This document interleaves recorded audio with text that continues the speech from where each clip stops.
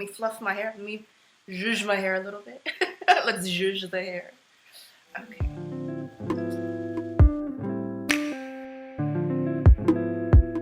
Hello, everybody. It's Chawan here, and I am so excited to have my friend Rachel of Aeolian Heart with me. My name, Aeolian Heart. And you know, heart. It's a play on words. I'm actually making a little reference to the Aeolian harp, which is a wind harp. It's an instrument that is put into like a windowsill or just placed out into a field, and it's played by the wind itself. And it was super popular, this Aeolian harp, during the Romantic period. And during that time, all of the great artists, the poets and the painters, they were really, really into experiencing nature in its most primal essence, getting back to the spirit of nature and the spirit of creation. And one of the ways that they did that and they sought inspiration was they would let these wind harps be played, and they would be like really inspired by the sound that nature was making, the music that's actually in the wind. It really does describe a lot of what the process of being an astrologer is like. You really open up to natural rhythms and to energies, and you let them sort of guide you, and you really are played, almost plucked like a harp, by these energies that you open up to and learn to interpret. Rachel, she is an astrologer, and just the way that she explained all this is one of the reasons why I started following her newsletter and looking at her website, because the way that she describes astrology is so unique. Yeah. And what I've realized as I've gotten older is the aesthetics that somebody presents, even without explicitly saying so, like you can sort of sense like their worldview, and the worldview that you come with, like the Romantic poets and stuff, and what you mentioned about nature. And from what I learned in your class is how astrology is actually extremely natural. It is kind of like biology. It's kind of like chemistry. It's like the natural sciences. Astrology is a science. It's not a hard science. So first, I'm certainly not trying to say that it's the same thing as astronomy, which is a hard science.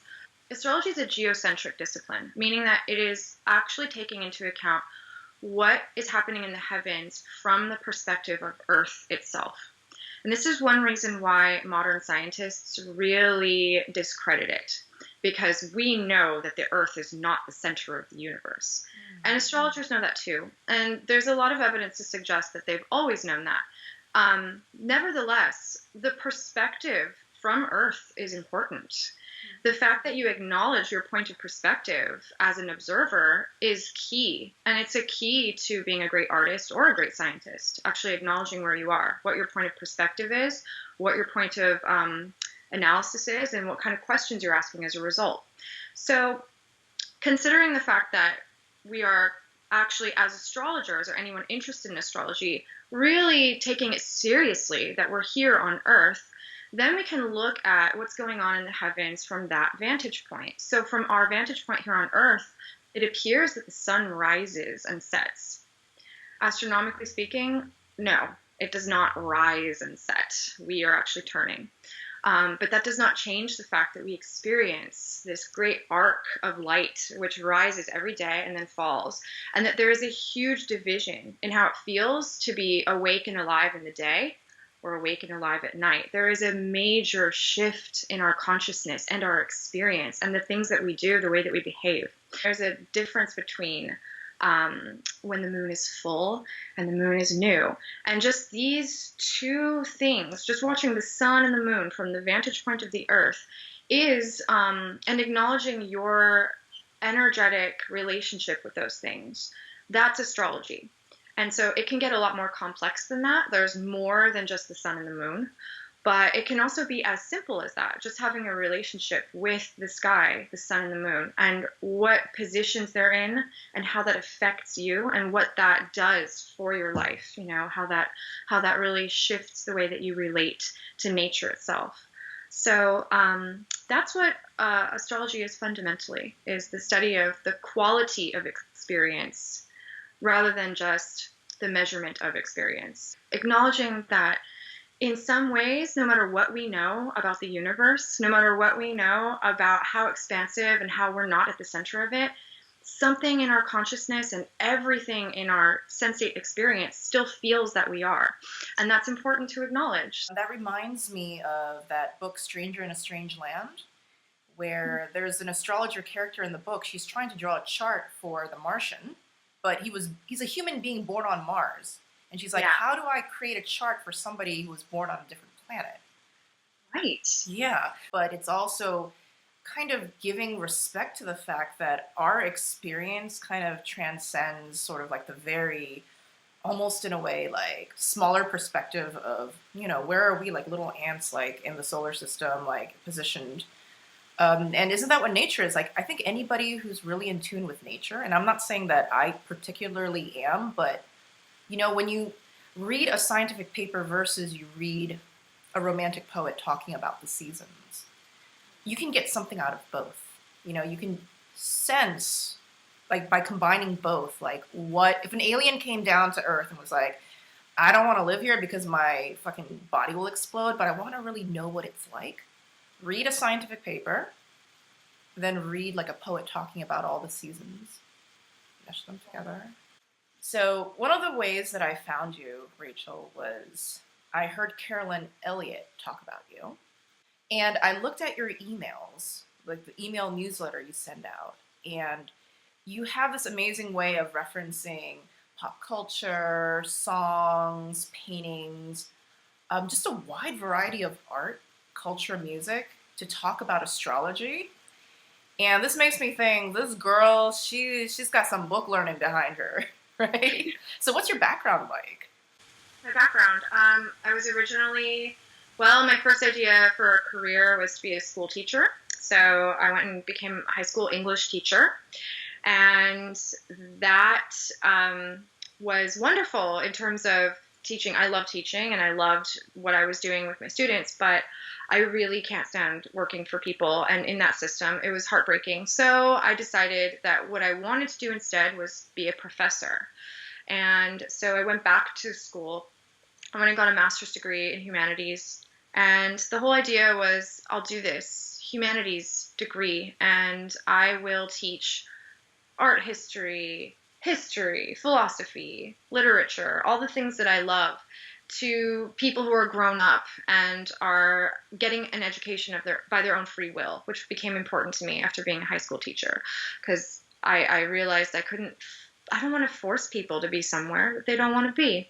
And in grad school, I was also studying astrology, as I had been for many years, but I started to take it really, really seriously in that I was weaving it into my research and putting it into my papers, which was incredibly alienating to my professors because they do not have they do not consider astrology to be a legitimate anything. And so I guess a rebellious streak took over, and I started using astrology to inform my work. And I started using astrology to give context to the research papers that I was writing on historical figures and philosophical movements. And I was just using astrology to help me examine great movements in history, great people in history.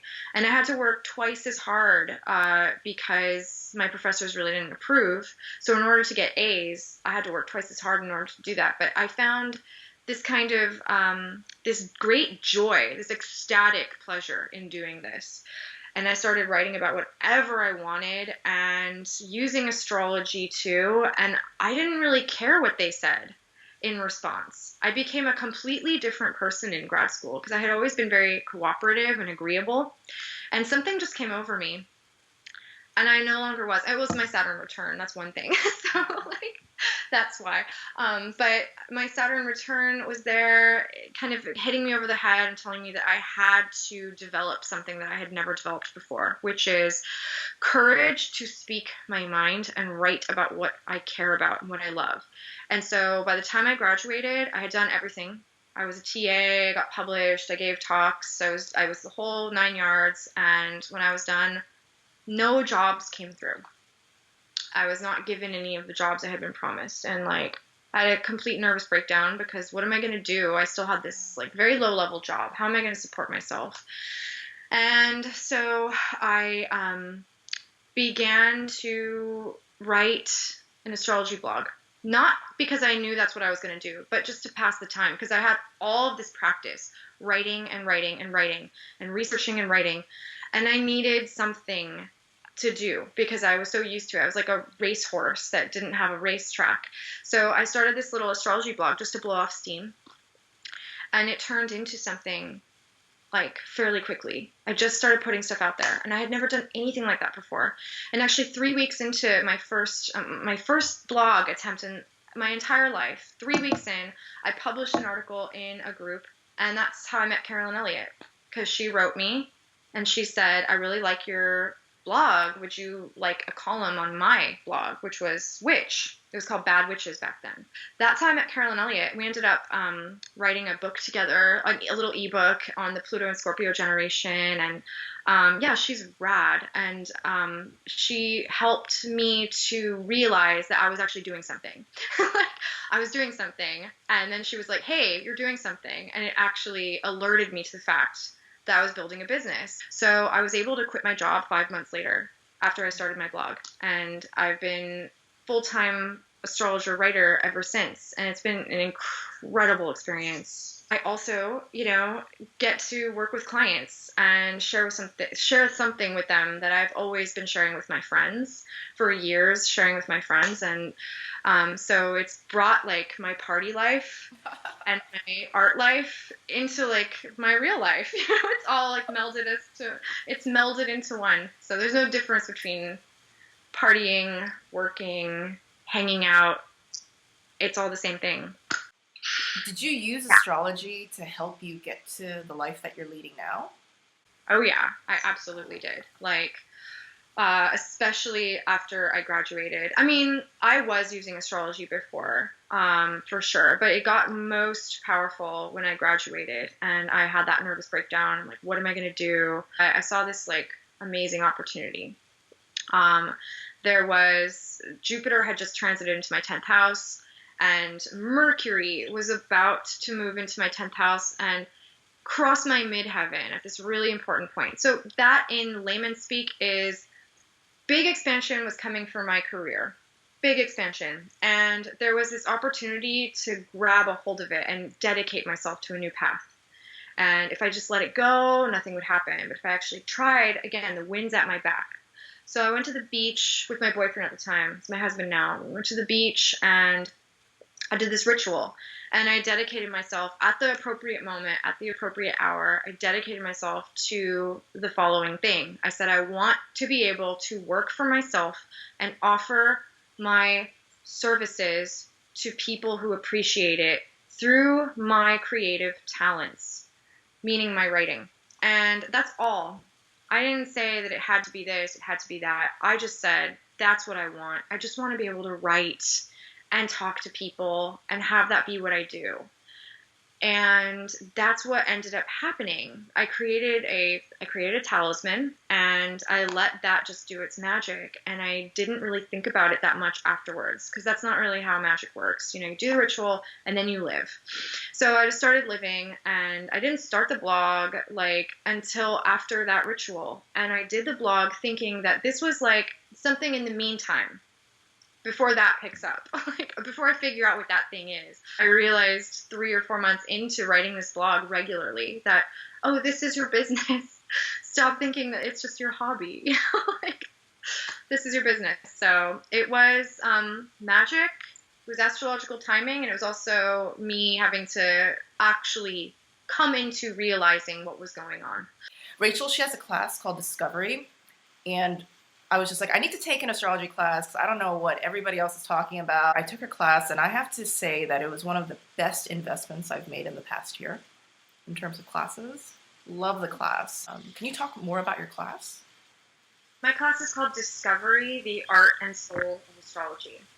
And I called it the Art and Soul of Astrology because I really wanted to have a full-on 12-week class where I introduced to students not just how to read their natal chart, but to understand that once you learn the language of astrology and you learn how to read your own natal chart, you're actually working with a powerful, magical, symbolic language that not only can you use to interpret your experience of time in a much more mythic, poetic, magical way, but you can also begin to use your knowledge of astrology to create a much better rhythm of life, meaning that you know when the right timing is to do certain things.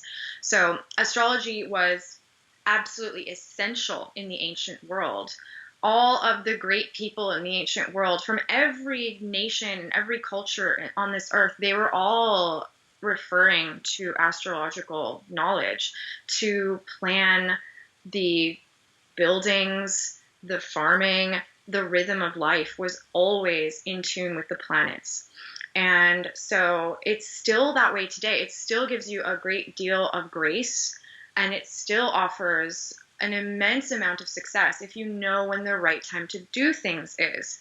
So the whole point of my class is to not only learn how to understand yourself at a much deeper level, because your natal chart contains the most beautiful portrait of yourself as a whole picture. What is the natal chart, by the way? Like, for people who don't understand what that means. Of course. Okay, so everybody who knows their birth date, time, and where they were born can draw up a picture of the heavens as they were when they were born. So basically, you were born, if you took a snapshot of the heavens, at the time and place of your birth, your natal chart is a map that represents everything that was in the sky. And it shows where the sun was. And that's what everybody is very familiar with. When they look in the back of magazines, oh, I'm a Virgo, I'm a Libra. That's where the sun was when you were born.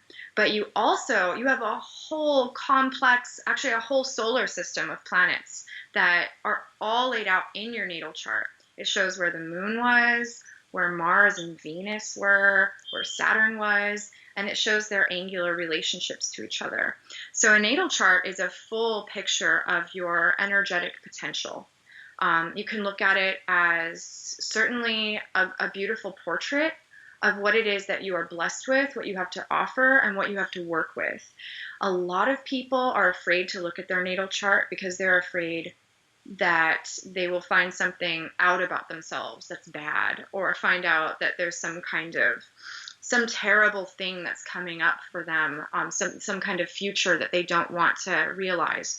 And I really insist that your natal chart will never show that. Your natal chart is meant to guide you towards spiritual progression and transcendence. It's not there to scare you or make you feel like you can't do anything. So it's not fate. It's not a study in what you must do or what you cannot do. Your natal chart shows a picture of your creative potential. What is really beautiful about the natal chart, and this is very different than other personality tests, other ways of looking at yourself, it does not focus on flaws at all. When you look at your natal chart, you may see something that you might conceive of as a vulnerability or a weakness, but when you look at it in this big context with all of these different points, you see this story emerge and you realize, no, even something that I would consider to be a vulnerability in the present moment actually plays out. It turns into this great strength. It gives you compassion. It gives you some insight that you need in order to become the best version of yourself. And so when you can see the whole story of your potential laid out like that, it gives you a much more philosophical view of even the things that you would consider to be your flaws.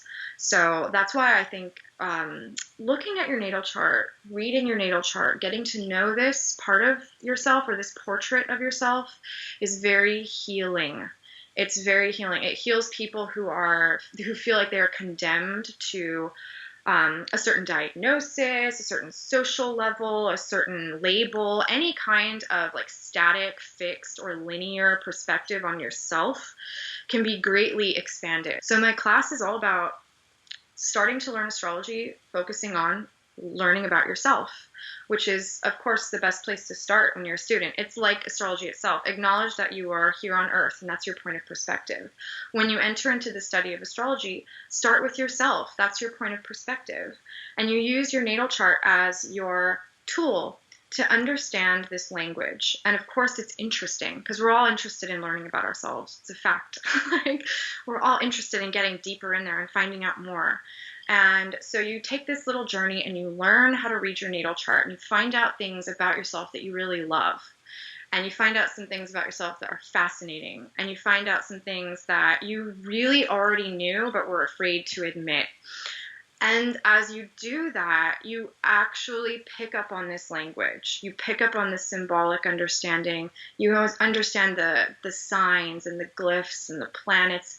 And before you know it, you actually have this language that you can start using to follow what's going on in planetary weather right now.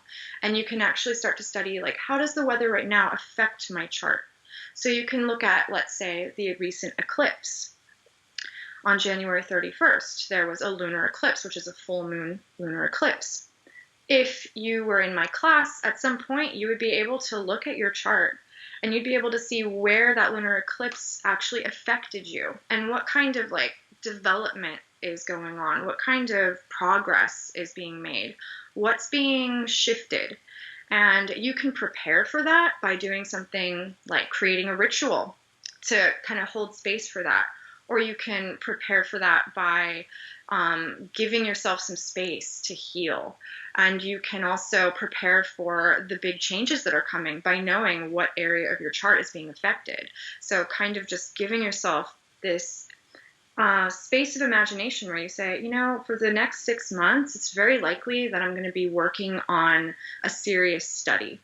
I'm going to be devoting myself to a serious study. That's what it looks like. And so you just open up your mind to that, and it makes life more graceful. When I took your class and I learned about my natal chart, it was in a way, you know, like when people have this chronic illness that no doctor can diagnose. And then finally, when, even if it's something in you that you're just like, you don't like this about yourself, to finally have something that helps you see, I wasn't crazy. Like, I knew this about myself, and this chart is showing me this. And I love how the way that you teach it is you can express the same thing in a way that's more expansive or in a way that's a little bit more contracted. So it's, if you choose to express it in a more expansive way, then it could be the same thing, the same relationship between the planets, but the way that it comes out can be extremely beautiful, you know? Like, I almost see it as like like for example, I think it was a Mars-Saturn opposition in my chart. And I remember we were talking about this, and I always felt it in myself. And I kind of didn't want to face it because to me, it sounded hopeless. I remember the first time I kind of knew about it, I felt really bummed out, you know, and I think a lot of people would be like, well, that's what I don't want to learn about myself, right? It's like confirmation that the stars are saying I'm fucking doomed.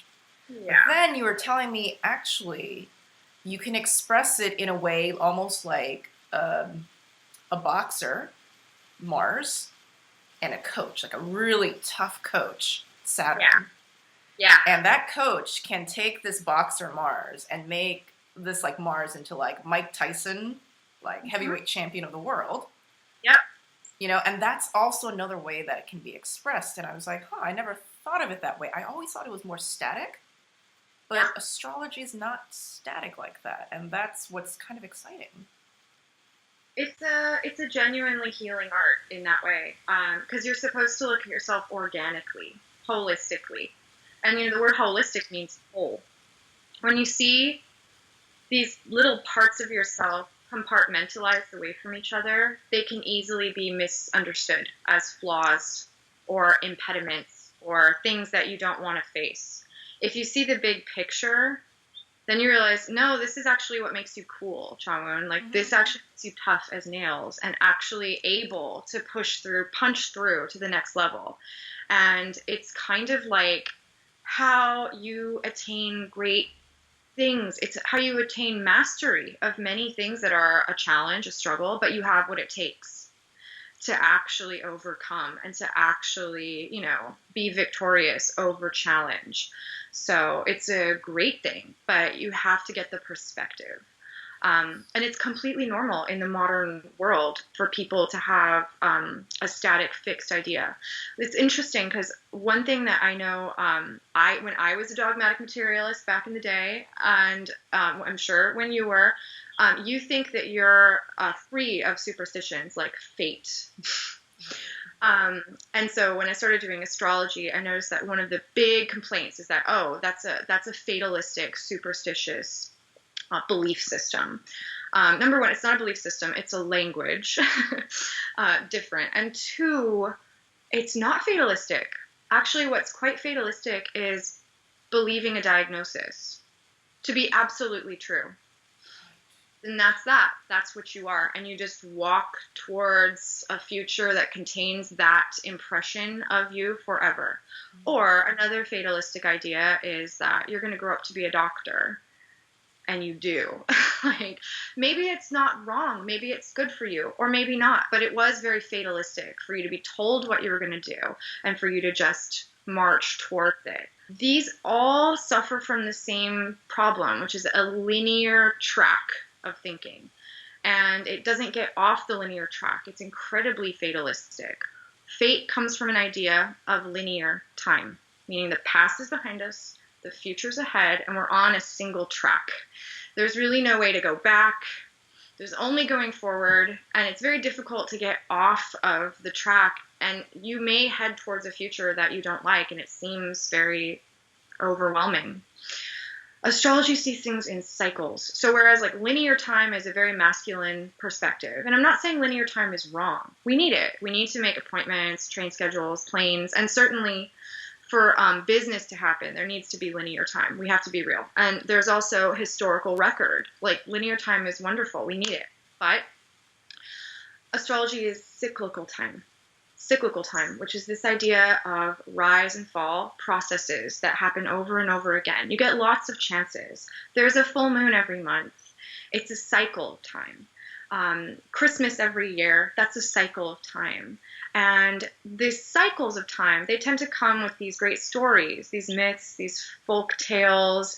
The zodiac itself is this beautiful myth of the sun's journey, the sun's annual journey through the heavens. So beginning at the spring equinox in Aries and traveling all the way through to the last sign, Pisces. That's what the zodiac represents, is the sun's cyclical journey through the heavens and from our perspective here on Earth. So cyclical time is never fatalistic, actually. It's much more open. And even if something bad does happen to you, even if something terrible happens, guess what? Cyclical time teaches you that it's temporary. You're about to rise again. You will rise again. From the ashes, you will rise again. Rebirth always happens. It's not sometimes, it's always. So when you can hold both consciousness, both types of consciousness about time in your perspective, then you can do a lot more. And that's what looking at your whole chart can really do. It can actually teach you, like, no, Chawun, you were scared of what that Mars-Saturn opposition meant because of a fatalistic misunderstanding. What's true is that you're not fated to anything. You can use that power for some kind of growth. You know, that's yours to wield for some kind of great evolution in your life. And that's all it is. And what's so great about astrology is, in one of the books that you recommended that I read, or just all your students read, is what's it called? The Inner Sky. Yeah. And I forgot the author's name. Oh, he's a very famous Stephen Forrest. Yeah. And he talks about how astrology is simply a tool. I mean, you would get to the same sort of destination or realizations about yourself through a great love affair or through some sort of like big life event, but you want a really quick sort of diagnostic. I mean, just look at your astrology chart. You know, it's like looking at a map rather than creating the map by yourself from scratch. But you can do that too. Nothing wrong with that. What I find the most helpful about astrology is that it tells me, okay, I have Mars and Saturn in opposition. And I always wondered, because I was at this impasse of how do I resolve this? Modern psychology wasn't really helping me, you know, talking to people wasn't helping me, anything like that. I felt like there was this like invisible secret knowledge that I didn't know how to open. And astrology told me my Mars is in my 10th house in Pisces. My Saturn, for people who know very little about like that sort of like kind of more technical astrology, they're like, what the fuck is that, right? And Saturn is in 4th house, Virgo. And so I was just like, oh, the way that I resolve it is that Mars, my boxer, is more like Conor McGregor, is much more like, not maybe so much like, kind of like that bro sort of boxer, you know, not that sort of like, I'm just going to crush it, man, you know? My boxer is much more like motivated by spiritual things, by esoteric things. Yes. So you put me in that environment and I will be able to push through. You put me in an environment where I'm told be a dentist or a CPA, not going to work as well. But you put me in a situation where it's sort of like all that weird magic stuff that most people think is just like way out there. I'm motivated, I would say, beyond the average person, you know, like just from myself. So I'm placing myself in a situation where I can win. Yeah. And that builds confidence. And I was like, without astrology, I'm not sure I could have figured that out as easily or as quickly. I would have kept on trying more mainstream things. You know, why don't I don't know, do some extreme sport? Why don't I do this, you know? Yeah. But instead it was just like, no, you can just do more spiritual things. One of the analogies you gave was also sort of like, it doesn't even have to be a boxer and a coach. It could be a dancer, a ballet dancer who's like going through a very rigorous, so, you know, I'm thinking like Bolshoi ballet, you know, you're studying to be a prima ballerina. It could also be that. It doesn't have to be just one way. Astrology allows you to feel love for yourself. You can just feel love for who you are and what it is that you do. So your experience of, you know, I could just fight to be in this world of spiritual exploration. I can do that. You love that. And you love that about yourself. And that's what your natal chart has in it that like a psychological exam doesn't necessarily have. In the hands of a great therapist, there can be a lot of love, but it's not required. It's actually a very cold, clinical world of, you know, assessing the self. Astrology is filled with this idea of love. There's this secret ingredient, love. Look for a way to love yourself and find many things to love about yourself. And that's how it starts to kind of reveal a much deeper sense of self. It's not just about who you are, how you behave, and what your IQ is and what your social level is. It gets to a much deeper level, even, you know, deeper than just being creative or just being spiritual. It really starts to reveal the soul. That very controversial, provocative idea that has not fully died. There's many ways to talk about the soul. There's a long history of what the soul is, but in the Hermetic understanding, Hermetic philosophy, you know, the soul is something that is eternal. There's something eternal, something divine and eternal that is kind of experiencing life through this character, through this body, through the environment, through the experiences. And when you start looking at your natal chart, you really start to love yourself and you realize there's something deeper going on and you get this kind of resonance with the soul, and it's really cool. Speaking of love, Venus, like in our actual solar system, it's going into the constellation of Pisces, right? Which is sort of like, you call it like the ultimate vacation spot for Venus. Like Venus loves, it's like going to Bali. Venus is going to Bali. So Venus is loving it. So Venus in Pisces, for you, well, to break it down really simply, Pisces is Venus's favorite sign to be in, as you said. So Bali. The power that Venus has as a planet is to attract. So you have to imagine that's what the purpose of Venus is to attract. Specifically, to attract spirit into matter. And so this is why Venus is associated with attracting pleasure, sensual experience.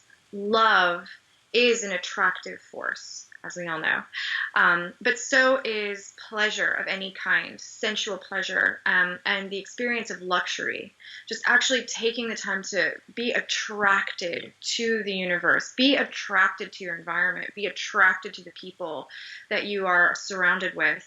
And this, of course, kind of reaches apex in sexual intimacy, but it's not exclusive to it. Venus is all about attracting pleasure and like beauty and looking for that wave of sexual intimacy, but not exclusively. So while Venus is in Pisces, it's very important for people to acknowledge that we have 3 weeks. 3 weeks where she's in this sign. And therefore, the power to attract those experiences into our lives is greatly heightened.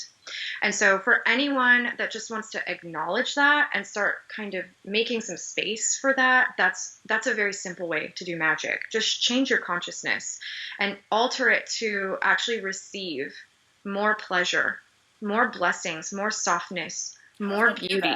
First of all, like, when does Venus go into Pisces? February? Depending on where you are in the world, late at night, February 10th, all the way until early morning, March 6th. So 3 weeks. 3 weeks. And how does really one solidly consciously, let's say that a person doesn't actually do like ritual magic, but they still want to open themselves up to bring that Venus energy. How would they do that, like practically?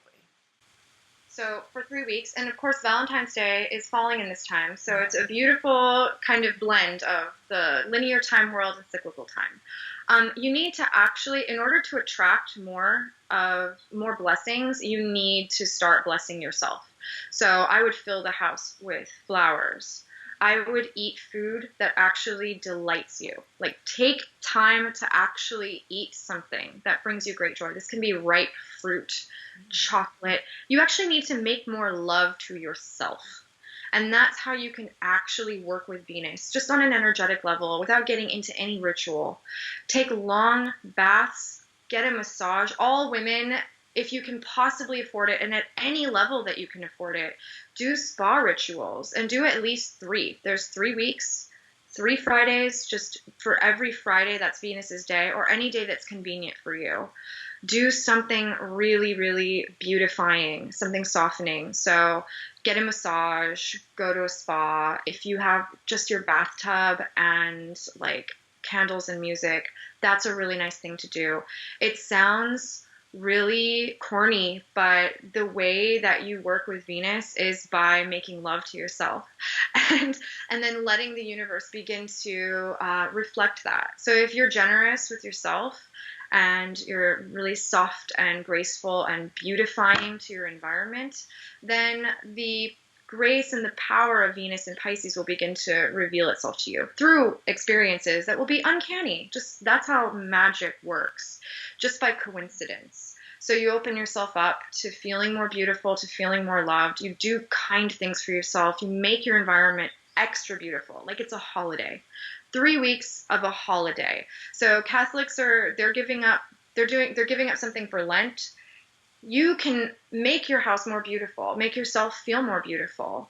And that's a Venusian ritual in and of itself. It's only 3 weeks out of a year, and it's actually good for the whole year. Like, this is a way of like worshiping Venus just for 3 weeks. So every time you take a bath, every time you put lotion on, every time you brush your hair, every time you arrange flowers, every time you make food, whatever it is that you do that you really connect to through the senses, and certainly making love, you have to kind of like take that seriously. Like, this is not just having sex, this is making love. Just attuning to energy that way is a great way to acknowledge this transit. How is doing that during those 3 weeks, how is that different? Like, if you were to do it, let's say in 3 months, when Venus is not in Pisces, like, how would that experience be different than doing it consciously during 3 weeks when it is in Pisces? Well, that's where we get into seasonal weather. So if you did that anytime, it would be great, because it's good to treat yourself well, and there's no harm in doing that always. But the benefit of actually doing it during this window of time, it's like catching a wave. It's like catching the right wind, actually. So if you were If you were on the open sea on a ship, you can get anywhere you want to go with a motor, or in the ancient world, you can row. You can get anywhere you want to go in the ocean by rowing or using a motor. But what's really beautiful is when the wind is at your back. It's a lot easier. When the currents are flowing your way and the wind is at your back, the lightest touch gets so much more done. So what I'm actually presenting is that the season of Venus in her exaltation is like having the wind at your back. So anything that you do during that time to really honor that element of life, that experience of life, pleasure, luxury, attraction, love at its most primal level. It's like having the sails of your ship filled with a wind that's pushing that towards the direction that you want it to go. So I guess it's more efficient. It's like a huge return on investment. I know a lot of people during Valentine's season, they get kind of bummed out and depressed because they're just like, I don't have a man, I don't have anybody, my life kind of sucks. It's not like I can go and get flowers for myself either, Yeah. I don't want to, I want somebody to give it to me. Like, how, I'm trying to think of like, so many women, they get so, so, so depressed around Valentine's Day. But like right now is like actually a time to sort of turn that energy around. Like it's super important, right? Like during those 3 weeks. Well, I would say that there is a quality to this part of Venus's cycle. So Venus in Pisces, that's very healing. So if you can think of the sign of Pisces represents the ocean, and Venus kind of traversing the ocean has this dissolute, softening quality. And so I actually do teach clients how to use this transit to use the first week to heal wounds and scars from the past, because everyone has love wounds. 100%. It is not, it's not just you if you feel like that right now. I can only count on one hand how many of my friends have married parents. Most people come from heartbreak and betrayal. Like most people have wounds in relationship to love, and they're very serious, and it's a collective scar. So I do think it's important to use this time to actually soften and heal wounds. And sometimes you don't know how to do that, like consciously. And that's why I do think it is very beneficial to actually acknowledge the pain that you're carrying around at the beginning of this transit, and maybe write out a list of the things that you know are preventing you from feeling like you deserve love, feeling like you deserve time to take a bath. It's not just relationship wounds. Some people don't feel like they can love themselves. They're so busy taking care of others, they never like take a bath, they never relax, they never do anything nice for themselves. So Venus in Pisces is a very good transit to soften a lot of pain and let it dissolve and release it. I do recommend any kind of healing modality that works for you. People have different favored methods of therapy.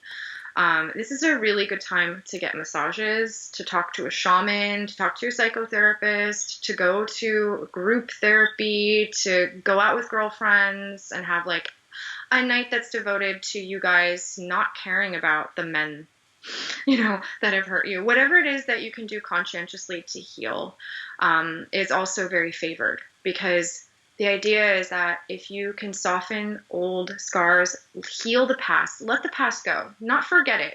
It's not about forgetting it. It's about letting the scars and the pain go. When you can do that, then you can actually usher in a new experience of pleasure, love, romance, intimacy, but it's not dependent on romance. And that's why I did make that point. The experience of attraction, it reaches its apex in sexual intimacy, but we experience Venusian pleasure in many acts and many areas of life. So if romance is a problem right now, first of all, you're not alone. And second of all, there are other ways to appreciate Venus. You can make yourself feel beautiful. You can enjoy a beautiful meal. You can go spend time in a place that speaks to you. It could be the beach, it could be a garden. Just actually work with the experience of beauty, finding beauty, grounding yourself in beauty, making that a priority, no matter where you're at in terms of love and relationships. That's what I would recommend. And I was very shocked to find that my Venus was ninth house Aquarius. And so that's what comes naturally to me. And I can look back in my life and be like, you know what? All the times I thought like a relationship would make me the happiest, actually, I was happiest and most myself when I was doing ninth house Venus things. So for a beginner, and they're looking at their chart, they go to astro.com, they put in all their information. Can you talk a little bit about all the different Venuses? We'll start with Venus rules the signs of Taurus and Libra. So those are the places where she finds her enthronement. And that's why Pisces is her favorite vacation spot. Because just because she's at home somewhere and rules the place doesn't mean that she's happiest there. Because we all know that no matter how beautiful our home, we have a lot of responsibilities. So in Taurus, Venus's responsibility is to ground the spirit in the body itself, in the five senses. It is the most sensual experience of Venus in the entire zodiac.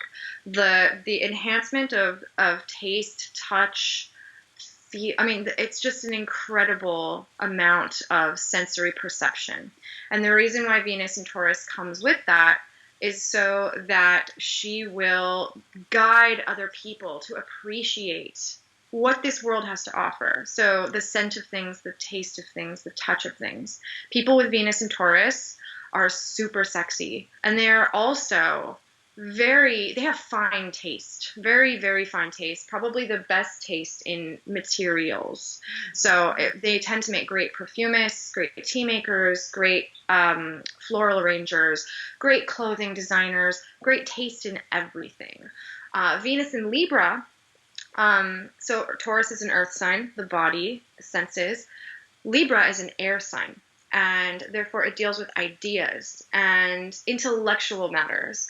So Venus in Libra, she tries to bring harmony through the experience of art and beauty. She tries to bring harmony to ideas through beauty. So basically, if you have war and you have warring ideas and conflicting ideologies and opinions flying around, Venus tries to bring harmony through the experience of beauty, art. Opera is a way to get a whole bunch of diplomats into a room and just shut up and get along because they're in awe of something together. That's Venus in Libra. Creating manners, social niceties, customs, so that everybody feels embraced, everybody feels comfortable. So the idea of actually following etiquette for great purpose, that's a Venus in Libra idea. So they tend to be very good with people, and they're very graceful with people and very aware of what's fair. So people with Venus in Libra, they always give back what they receive. And they tend to be wonderful gift givers because they're always aware of what's fair, what's just, how to keep balance, how to keep harmony. And they're certainly good partners. That doesn't mean that they always have the easiest time with partners, because a Venus in Libra person is very people-pleasing, and people with that placement will oftentimes find a pattern of people-pleasing to a ridiculous extent until they learn how to keep that balanced. But they are good. They are good with people. Venus in Pisces. So people with Venus in Pisces natally, they have the most magical and attractive power in the zodiac for just making their dreams into reality. Like they dream of things, and those things kind of just appear. They just happen for them. The things that they pull out of their daydreams are suddenly a reality for them, and this is their experience. They tend to have a gentle and compassionate nature, and most people really love them. And it's one reason why things always materialize for them, because most people just adore them and want to make things happen for them. So they just have that quality of a je ne sais quoi, getting what they want. But they're kind about it. It's not like they're not ruthless trying to get one over on people. It's just like this soft, graceful, kind of daydreamy life.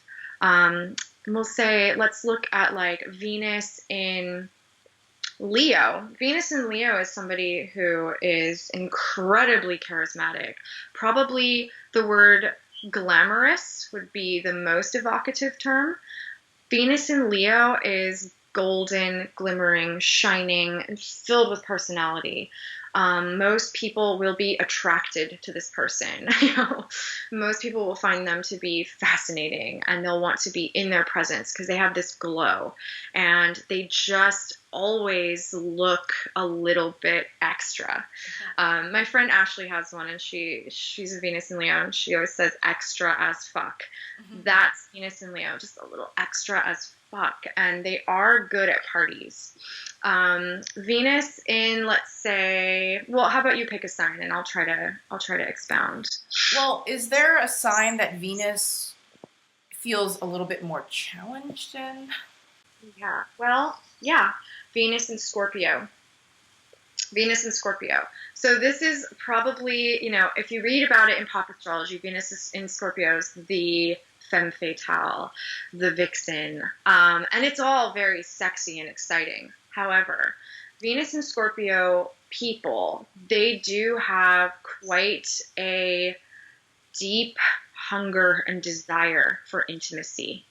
And it's for intimacy. It's not just for sex. It's not as simple as that. If it was just sex, it would be easy enough, but they have a craving that never leaves them for intimacy and intensity and passion.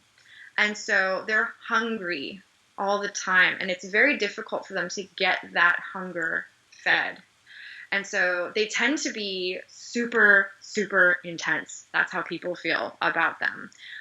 They can be almost devouring in that way. Now, are they fascinating, mysterious, beautiful? Yes, absolutely. And they do have a certain like magnetic power. But their problem is that the waters of Scorpio are the dark places of the psyche where the shadow and the unconscious halls reside. And so people with Venus in Scorpio, much like Venus in Pisces, they have this quality of being able to attract what they dream about. But Venus in Scorpio is, it's locked into less lovely dreams and kind of deals with the darker territories. So a lot of the times they attract dark characters into their life, dark experiences. They learn through the shadowlands of life, and they can have a lot of super intense experiences with possessiveness, manipulation, addiction, things like that. So that is a tough placement of Venus. But again, it doesn't mean anyone's fated to anything. You can become the most like healing, happy, joyful Venus and Scorpio person. But you acknowledge that you have a great deal of hunger and desire for life's intense, ecstatic moments.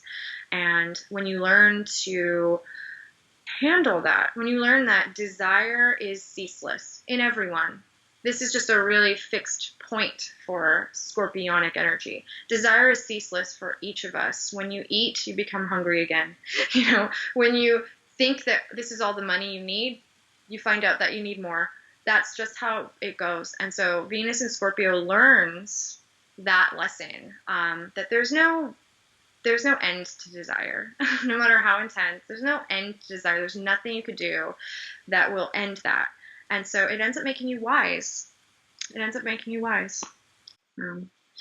love that. So somebody who's read about Venus and Scorpio and been like, oh my God, my chart sucks, right? And feeling like that about it, they can also see it as, wait, actually, it makes me wise. I get to basically cram like 20 lifetimes worth of lessons about what it means to really desire, and desire in a way that's actually not only cool and fun and have like books and songs written about me, because I'm the type of woman who maybe pulls in experiences that are book worthy and that are worthy of being, immortalized in art and stuff, because the type of life that I lead makes people realize there's so much more than just like a mundane experience, Exactly. I mean, so actually we need Venus in Scorpio just as much as we need like a Venus in Pisces or Venus in anything else.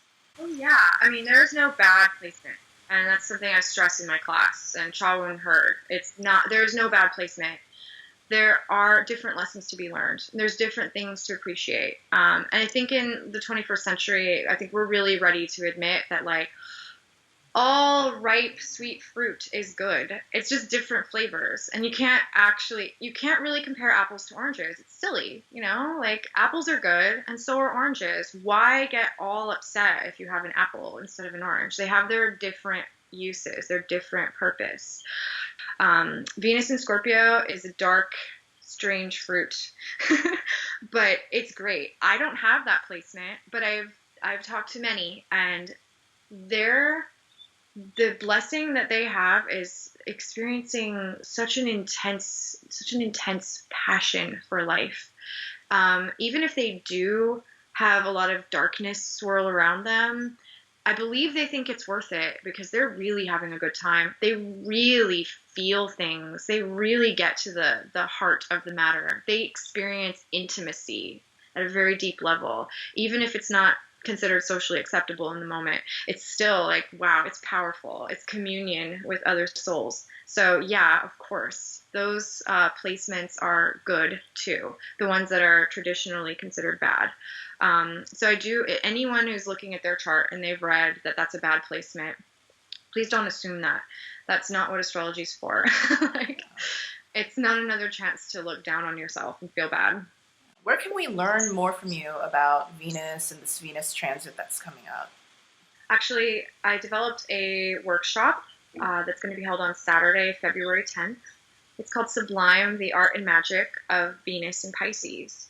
And it's going to be recorded, so anyone that wants to attend but can't make it at the time, you can view the recording later. I'm going to be giving a little bit of a background on Venus, more the esoteric meaning of Venus in Pisces, a little bit more about the sign, a little bit more about the planet. And then I'm actually going to offer some instructions on doing magic. And what I mean by that is I'm going to offer some very traditional techniques, how to actually ritualistically harness the energies of Venus and Pisces for the purpose of healing and then attracting more love and luxury into your life. And the reason why I developed it is because I have a lot of friends and a lot of clients that are in great need of healing their love wounds.